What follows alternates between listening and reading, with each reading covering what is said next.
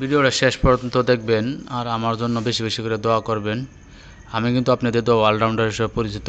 আমাদের গ্রামের মোটরের ফিটিংয়ের কাজ ভিডিওটা শেষ পর্যন্ত দেখবেন।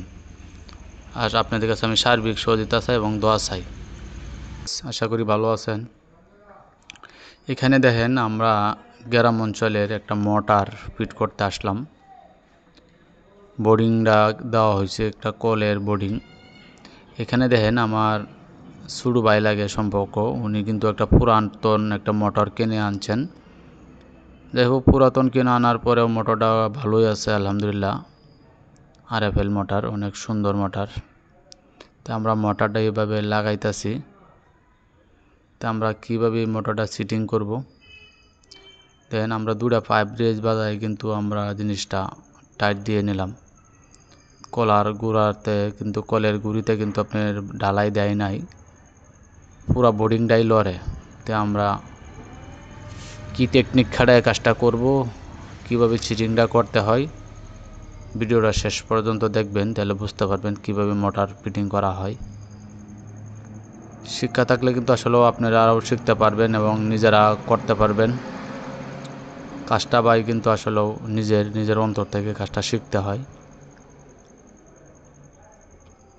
তো যাই হোক, আমি আপনাদের মাঝে ভিডিওগুলো করি যাতে আপনারা গ্রাম অঞ্চলের ভাইয়েরা এবং যে কোনো মিস্ত্রি ভাইরাও অল্প সময়ে আপনারা লক্ষ্য করলে যিনি কাজটা শিখতে পারবেন এবং নিজেরাও ফিটিং করতে পারবেন।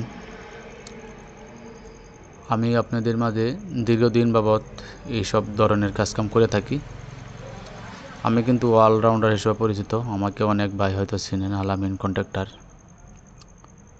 আমি একটা চেক বল লাগাইতেছি, এখানে কিন্তু আমি ফুদে আনিছি, কারণ চেক বলটা কি করে আছে কিনা। চেক বলে কিন্তু অনেক সময় লিক থাকে, আপনি মোটর ফিটিংয়ের সময় লিক করলে কিন্তু মোটরে পানি দিবে না, এই জন্য চেক করে নিলাম। আর ভালো করে থ্যাটটে পেঁচায় নেবেন, কারণ এই জায়গায় লিক করলেও কিন্তু এইসব মোটরে পানি পরিমাণে কম দিবে।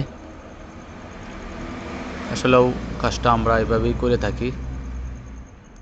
আরও ভালো ভালো কাজকামও করি, আর বড় ধরনের কাজকামও করি।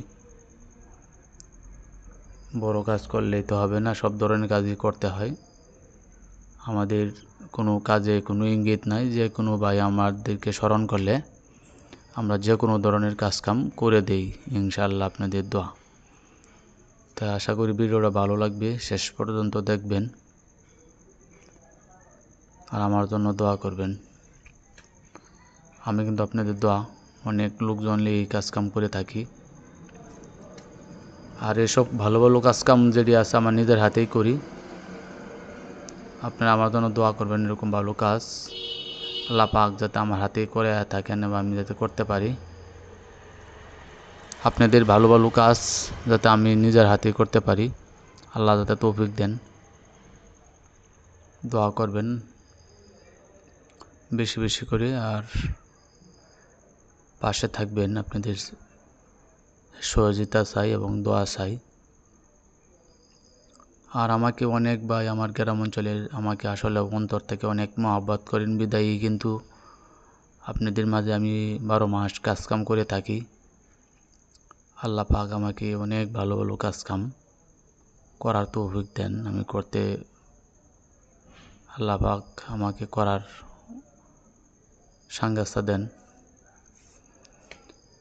যাই হোক, আমি আল্লাহর কাছে লাখ লাখ শুকরিয়া এরকম ভালো ভালো কাম করার জন্য। আমার সাথে যারা থাকে তারাও কিন্তু আপনাদের দোয়া, আমার আন্ডারে কাজকাম করার পরেও কিন্তু ওনারাও এরকম ভালো ভালো কাজকাম করেন। অনেক মিস্ত্রি ভাই আমার সাথে মিস্ত্রি হয়েছেন।